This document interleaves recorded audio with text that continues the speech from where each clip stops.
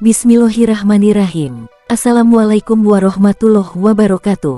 Abu Bakar terpilih sebagai khalifah pertama, menggantikan peran Rasulullah dalam memimpin negara dan umat Islam.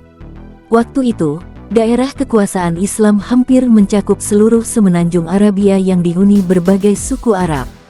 Dalam pidato kenegaraan yang disampaikan pada Bayah Amah, ia mengatakan, "Taatilah saya, selama saya taat kepada Allah dan Rasul-Nya. Dan bila saya durhaka kepada Allah dan Rasul-Nya, jangan patuhi saya." Pidato Abu Bakar itu punya konsekuensi logis, bahwa jika ada orang atau kelompok tidak taat pada Allah dan Rasul-Nya, sang khalifah akan menindaknya dengan tegas. Pernyataannya itu terbukti ketika di awal pemerintahannya, terjadi sejumlah kekacauan dan pemberontakan. Muncul orang-orang murtad, orang yang mengaku sebagai nabi, dan para pembangkang dalam membayar zakat. Terhadap semua bentuk pembangkangan itu, Abu Bakar bertindak tegas, memutuskan untuk menumpasnya. Ia membentuk 11 pasukan, yang masing-masing dipimpin panglima perang yang tangguh, seperti Khalid bin Walid, Amr bin Aish, Ikrimah bin Abu Jahal, dan Syurahbil bin Hasanah. Bahkan, banyak suku Arab yang dengan sukarela mengintegrasikan diri dengan Islam. Dan di sisi yang lain, secara internal, menguatkan jalinan ukhuwah para sahabat setelah perselisihan akibat perbedaan pandangan politik dalam penentuan khalifah pertama. Setelah Allah Subhanahu wa Ta'ala mengaruniakan kemenangan pada kaum muslimin dalam memerangi orang-orang murtad dan orang yang enggan membayar zakat, Abu Bakar As-Siddiq menyadari bahwa bahaya besar yang selalu mengancam daulah Islam yang berada di perbatasan wilayah muslimin, yaitu Persia di Irak dan Romawi di daerah Syam. Oleh karena itu, As-Siddiq segera memerintahkan Saifullah Khalid bin Walid untuk berangkat bersama pasukannya menuju Irak. Pembebasan Irak, sang pejuang Islam pun berangkat ke Irak. Ia mulai dengan operasi mengirim surat kepada seluruh gubernur, bawahan Kisra, dan wakil-wakilnya di berbagai kota dan pelosok daerah Irak. Ia mengajak mereka semua percaya kepada Allah Subhanahu wa Ta'ala dan masuk ke dalam Islam. Jika tidak mau, mereka mesti membayar jizyah atau pilihan terakhir, yaitu perang. Mata-mata yang disebarkannya di berbagai tempat melaporkan tentang jumlah pasukan yang sangat banyak yang telah disiapkan oleh pemimpin-pemimpin Persia di Irak. Pedang Allah yang terhunus tidak menyia-nyiakan waktunya. Ia segera mempersiapkan pasukannya untuk menghancurkan kebatilan dan seolah-olah bumi dilipatkan untuknya, secara sangat menakjubkan. Dari pertempuran Zat As-Salasil dan terbunuhnya Hurmuz, seorang panglima pasukan Persia, di tangan Khalid bin Walid, menuju pertempuran Al-Mazar, lalu pertempuran Al-Walijah, pertempuran Ulais, pertempuran Umigyashiyah, kemudian penaklukan Al-Hirah, ibu kota Persia di Irak. Lalu pertempuran Al-Anbar, pertempuran Ain et-Tamar, lalu menaklukkan Daumat Jandal di mana rajanya melanggar perjanjian yang telah disepakati bersama Rasulullah Shallallahu Alaihi Wasallam. Kemudian pertempuran Hanafis, pertempuran Al-Hashid, pertempuran Al-Mudayah, dan pertempuran Al-Firat. Setiap Saifullah Khalid bin Walid meraih satu kemenangan yang membanggakan seluruh kaum muslimin. Ia segera disambut oleh kemenangan lain yang lebih besar dan lebih hebat. Belum sempat Persia bangun dari sebuah kekalahan telak, mereka kembali menderita kekalahan yang jauh lebih telak dan menyakitkan di hadapan pahlawan Islam yang tak terkalahkan. Khalid bin Walid mengirim kabar gembira dan 1/5 dari harta rampasan perang kepada Abu Bakar As-Siddiq. As-Siddiq sangat gembira mendapat kabar tersebut. Lalu ia berkhotbah di depan para sahabat, sambil memuji dan mengakui kejeniusan Khalid bin Walid dalam strategi perang yang luar biasa, dan As-Siddiq lebih tahu dengan tokoh-tokoh yang telah ditunjuknya. Ia berkata, "Wahai sekalian kaum Quraisy, sesungguhnya, singa, kalian telah mengalahkan singa yang sesungguhnya." Lalu ia merobek-robek dagingnya. Tak akan ada lagi wanita yang mampu melahirkan sosok seperti Khalid bin Walid. Petualangan yang berbahaya. Khalid bin Walid menjadikan Hirah sebagai markas pangkalan militer utama di Irak. Dari sana ia mulai bergerak. Jika ia terjun ke sebuah peperangan, ia akan kembali jika situasi sudah tenang. Setelah selesai dari pertempuran Firat dan daerah-daerah perbatasan Syam sudah ditaklukkan, ia menginstruksikan pasukannya untuk kembali ke Hirah. Ia memerintahkan Ashim bin Amru untuk mengomandokan barisan depan pasukan dan Syajarah Ibnul As untuk mengomandokan barisan bagian belakang. Khalid sendiri berjalan di bagian belakang pasukan. Pasukan mulai bergerak dengan membawa segala peralatan dan perangkat perang yang berat-berat. Di sini Khalid melakukan sebuah petualangan yang sangat berbahaya. Dengan beberapa orang-orang dekatnya, ia pergi ke Masjid Haram untuk melaksanakan ibadah haji. Ia pergi ke Mekah dengan melewati jalan yang belum pernah ditempuh sebelumnya. Ia melewati padang pasir yang sangat sulit dan melalui jalan yang sangat berbahaya. Akhirnya ia sampai di Mekah dan berhasil melaksanakan ibadah haji tahun itu. Setelah itu ia segera kembali ke dalam barisan pasukan bagian belakang sebelum mereka sampai di Hirah. Tak ada yang menyadari petualangan dan ibadah haji yang dilakukan oleh Khalid selain beberapa orang yang ikut bersamanya. Menaklukkan wilayah-wilayah Romawi, Abu Bakar As-Siddiq menyiapkan pasukan yang sangat banyak untuk menaklukkan Romawi. Ia telah memilih sahabat-sahabat terbaik untuk memimpin pasukan-pasukan tersebut. Di antaranya adalah Abu Ubaidah ibnul Jarrah radhiyallahu anhu, Amru bin Ash radhiyallahu anhu, Yazid bin Abu Sufyan radhiyallahu anhu, dan Syurabil bin Hasanah radhiyallahu anhu. Ketika berita tentang pasukan kaum muslimin sampai ke telinga Heraklius, penguasa Romawi, ia menyarankan kepada para menteri dan panglima-panglimanya untuk berdamai dengan kaum muslimin dan tidak berperang. Tapi, para menteri dan panglimanya tidak mau menerima saran itu. Mereka bersikeras untuk tetap berperang. Mereka lalu menghimpun pasukan yang jumlahnya mencapai 240.000 prajurit. Pasukan Romawi berhenti di sebuah lemah dan berkemah di pinggir lembah tersebut. Mereka menjadikan lembah itu sebagai parit yang membatasi mereka dengan kaum muslimin. Akhirnya kaum muslimin mengepung mereka selama 3 bulan. Kedua pasukan sama-sama tidak bisa saling menyerang. Ketika pengepungan tersebut cukup lama dan cukup berat bagi kaum muslimin, mereka mengirim surat kepada Khalifah untuk mengabarkan jumlah pasukan Romawi yang sangat banyak dan meminta bantuan pada Khalifah. Setelah As-Siddiq membaca surat dari para komandan tersebut, segera terlintas dalam pikirannya nama seorang pembungkam kaum murtad, penakluk Irak, dan membersihkannya dari Persia, pedang Allah yang selalu terhunus, dan pahlawan yang tak terkalahkan, yaitu Khalid bin Walid radhiyallahu anhu. Wajah Khalifah segera bersinar. Ia berkata dalam hati, Khalid yang cocok untuk tugas ini. Demi Allah, aku akan membuat bangsa Romawi melupakan bisikan-bisikan setan dengan kedatangan Khalid bin Walid. As-Siddiq menulis surat kepada Khalid bin Walid. Dalam surat itu ia menyayangkan petualangan Khalid yang berbahaya, tapi sekaligus memberi selamat atas kemenangannya. Khalifah juga mengingatkan dan memberinya nasihat lalu memotivasinya untuk membantu saudara-saudaranya, para komandan perang di Syam, dan menyempurnakan nikmat Allah terhadapnya, dengan menaklukkan Syam sebagaimana ia telah menaklukkan Irak, serta dengan menghancurkan kekuatan Romawi, sebagaimana ia telah menghancurkan kekuatan Persia.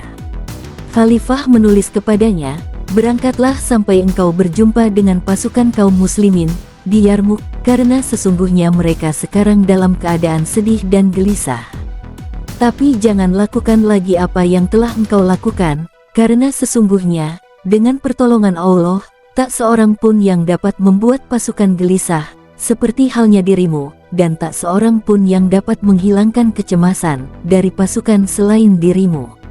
Semoga niat yang baik dan kemenangan selalu menyertaimu, wahai Abu Sulaiman. Maka, sempurnakanlah perjuangan dan semoga Allah menyempurnakan nikmat-Nya untukmu. Jangan sampai kesombongan merasuki dirimu, yang akan membuatmu merugi dan hina. Jauhi dirimu dari menyebut-nyebut amal karena hanya Allah yang berhak menyebut-nyebut karunia-Nya, dan Dialah yang berhak memberi balasan. Khalifah melanjutkan, berangkatlah sampai engkau tiba di Syam. Di sana engkau akan bertemu Abu Ubaidah ibnul Jarrah bersama pasukannya. Apabila engkau berjumpa dengan mereka, maka engkaulah yang memimpin seluruh pasukan. Wassalamualaikum warahmatullahi wabarakatuh. Iman dan etika yang mulia. Khalid bin Walid menaati perintah Abu Bakar As-Siddiq. Ia amanahkan wilayah Irak kepada Musana bin Haritsah. Bersama pasukannya, ia bergerak menuju posisi pasukan muslimin di wilayah Syam. Sebelumnya, ia telah mengobarkan semangat dan mengokohkan iman seluruh pasukannya. Ia berkata, "Jangan sampai semangat juang kalian berbeda dan jangan sampai keyakinan kalian lemah. Ketahuilah bahwa sesungguhnya pertolongan itu datang sesuai dengan niat yang terhunjam, dan pahala akan diberikan sesuai dengan tingkat keikhlasan.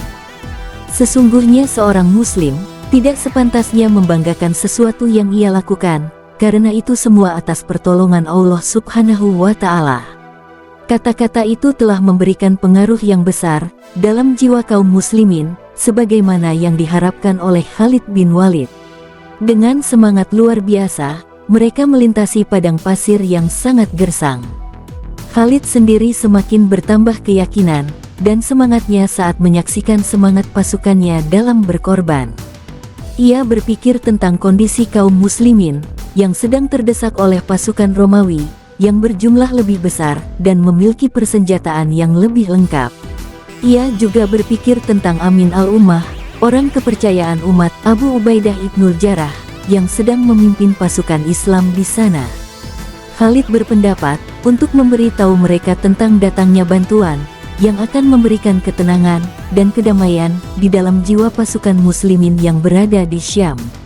Ia juga berpikir, setelah Khalifah mengamanahkan kepadanya komando umum pasukan dan mengutusnya untuk membawahi komandan-komandan pasukan di Syam untuk menyampaikan kepada Abu Ubaidah, ia sangat menyadari dan mengakui posisi dan derajatnya di tengah-tengah kaum muslimin. Maka Khalid mengirim 2 pucuk surat, satunya ia kirim untuk seluruh pasukan kaum muslimin di Syam yang berbunyi, "Amma ba'du, sesungguhnya surat Khalifah telah sampai kepadaku dan menyuruhku untuk bergerak menuju kalian, dan aku sudah siaga serta akan segera sampai. Jika sudah kalian tangkap bayang-bayang kudaku, maka bergembiralah untuk menyempurnakan janji Allah dan pahala yang besar dari sisinya. Semoga Allah menjaga kita semua dengan keyakinan yang kuat dan membalasi kita dengan pahala mujahid terbaik." Surat kedua ia kirim langsung secara khusus pada Abu Ubaidah.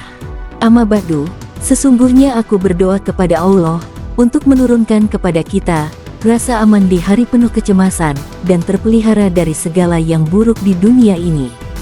Surat Khalifah telah datang kepadaku yang berisi perintah agar aku segera bergerak menuju Syam dan mengomandokan seluruh pasukan.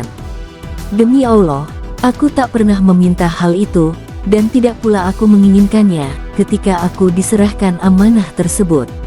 Maka tetaplah engkau pada posisimu saat ini, kami tidak akan melanggar perintahmu atau menyalahimu, dan kami tidak akan memutuskan sesuatu tanpa konsultasi denganmu, karena engkaulah pemimpin kaum muslimin. Kami tidak akan memungkiri kemuliaan dan kelebihanmu dan kami tidak akan mengabaikan pendapatmu.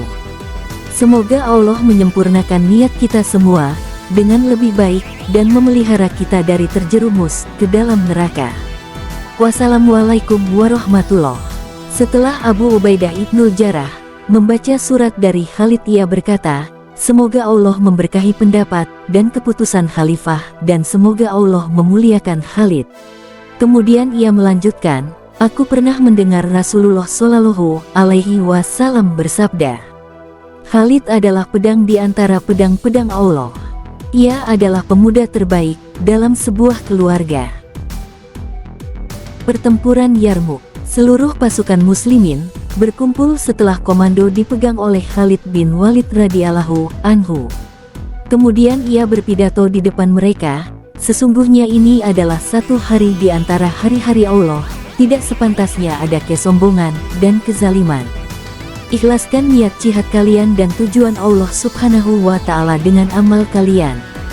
Setelah itu, sang pahlawan yang tak terkalahkan ini memegang tali kekang kudanya, lalu mengangkat panji tinggi-tinggi seraya menyerukan pekikan jihad, "Allahu Akbar." Bertiuplah angin surga. Peperangan berlangsung dengan sangat sengitnya. Tak ada bandingnya.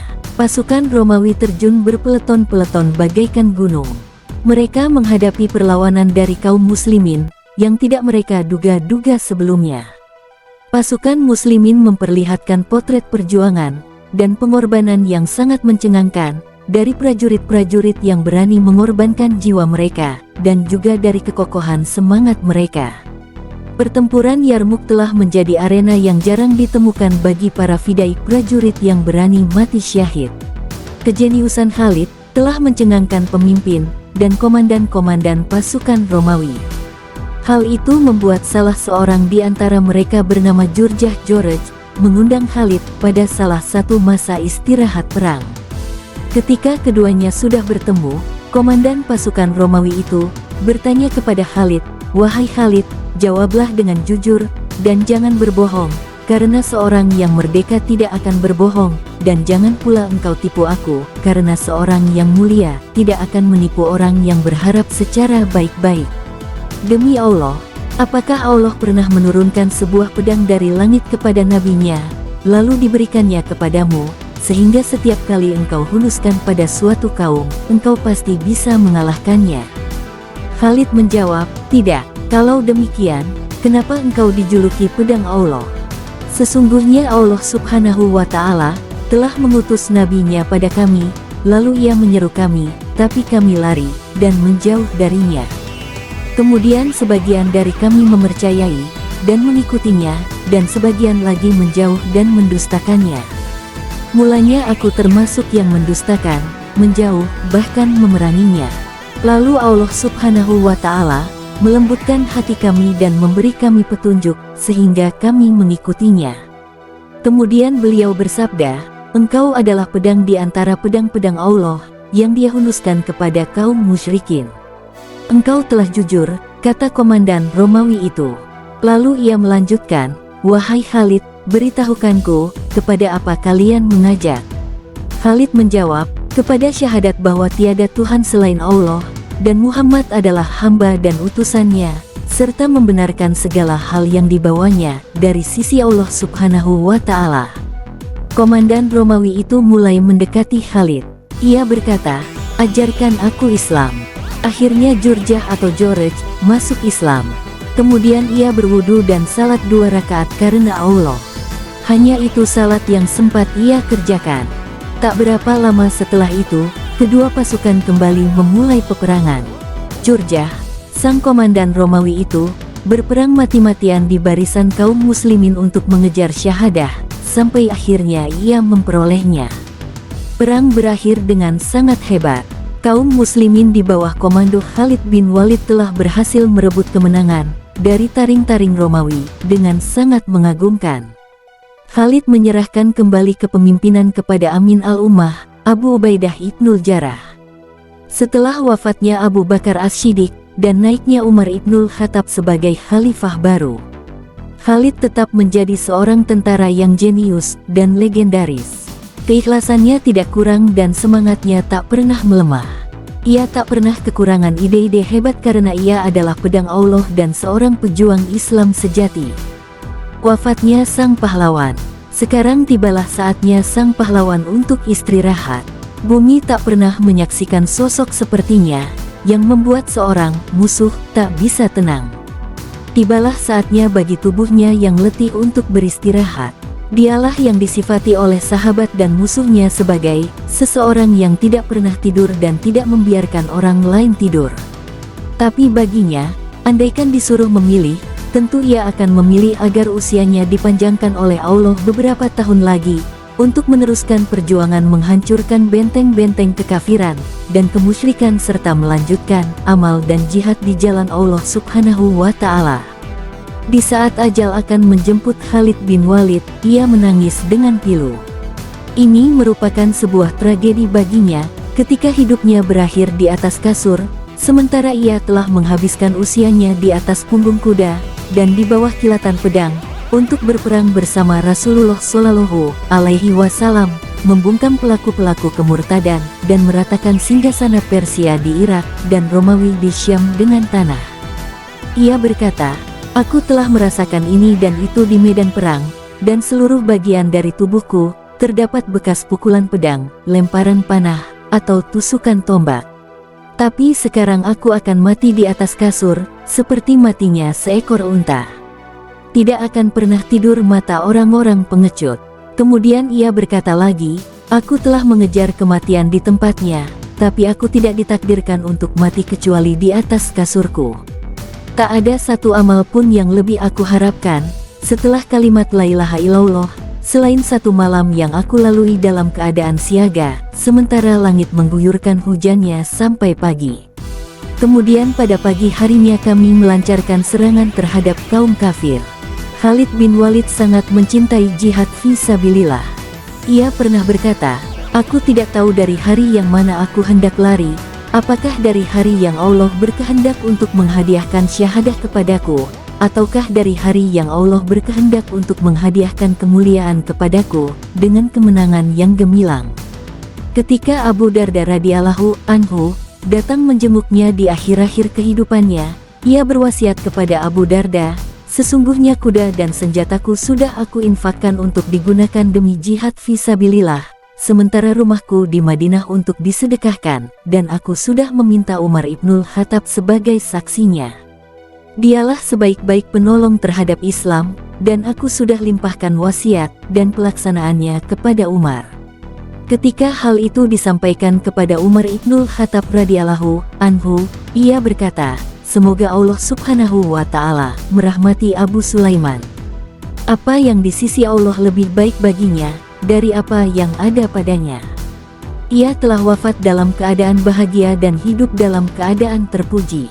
Akan tetapi aku lihat masa tidak akan berhenti. Umar ibnul Khattab ikut mengantar jenazahnya. Ibu Khalid bin Walid mendendangkan beberapa bait syair yang berisi kelebihan-kelebihan Khalid. Ia berkata, engkau lebih baik dari sejuta kaum. Ketika para tokoh banyak tersalah.